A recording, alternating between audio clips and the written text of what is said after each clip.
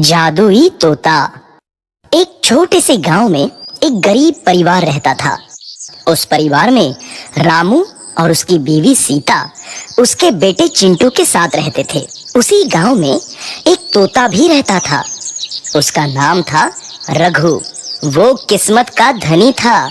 जहां भी जाता वहां किसी भी चीज की कमी नहीं पड़ती थी। एक दिन रघु उड़ते उड़ते उस गरीब परिवार के घर गया। रघु सोचता है, अरे वाह! लगता है यहाँ आज बहुत अच्छा खाना मिलेगा। मैं पेट भर के खाऊंगा। वो एक कटोरी में रखे अमरूद देखता है। अरे वाह! अमरूद! मुझे तो ये बहुत पसंद है। मैं तो इसे पेट भर के खाऊंगा। रघु तोता अमरूद खाने ही लगता है। तभी सीता रघु को अमरूद खाते देखती है तो गुस्सा हो जाती है और उसे वहां से भगा देती है। भाग यहाँ से! न जाने कहाँ से आ जाते हैं। मैं तो परेशान हो गई हूँ इनसे। सीता के भगाने के बाद रघु चुपचाप से एक कोने में रहता है। धीरे धीरे उस परिवार की बरकत होने लगती है। एक दिन रामू और सीता खाना खाते वक्त बातें करते हैं। आजकल हमारी बहुत तरक्की हो रही है, काम भी अच्छा चल रहा है। रामू कहता है।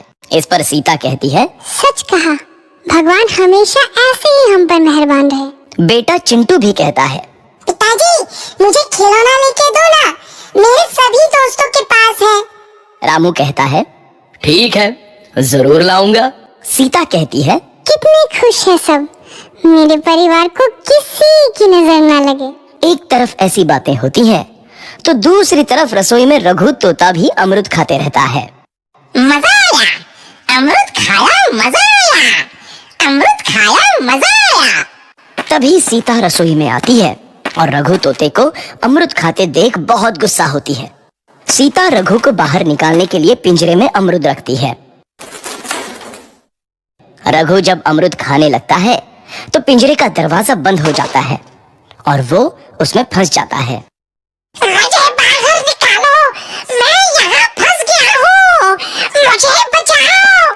अगले दिन सीता पिंजरा उठाकर बाहर दूर उस रघु को छोड़ देती है। रघु के जाते ही उनके घर आई बरकत धीरे धीरे कम हो जाती है। उन्हें बहुत घाटा होता है। सीता कहती है, ये क्या हो रहा है? अचानक इतना कैसे बदल गया? अभी तक तो सब कुछ अच्छा चल रहा था। रामू कहता है, लगता है भगवान हम पर रूठ गए हैं। चिंटू भी कहता है, लगता है मुझे खिलौने भी नहीं मिलेंगे। और वो रोने लगता है और बाहर चला जाता है।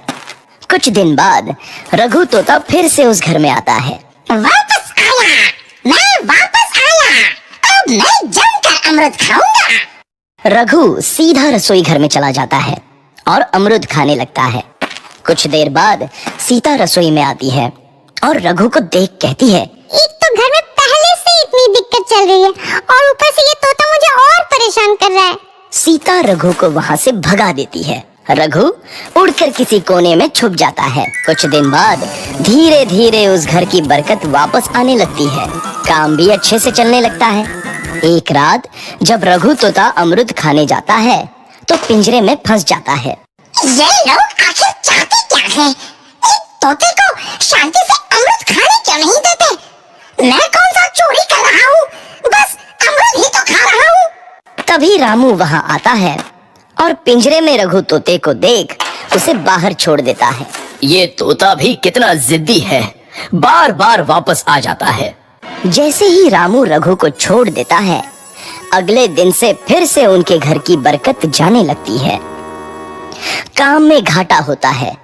किसी को समझ नहीं आ रहा था कि ऐसा क्यों हो रहा है। रघु तोता घर आता है तो अचानक बरकत आती है और जब रघु तोता को बाहर निकालते हैं तो बरकत चली जाती है। एक दिन सीता रघु तोते के घर आने और बाहर जाने की स्थिति पर नजर रखती है। ये तोता जब भी घर आता है तो घर में बरकत आती है और जैसे ही घर से बाहर जाता है तो उसी के साथ बरकत भी चली जाती है।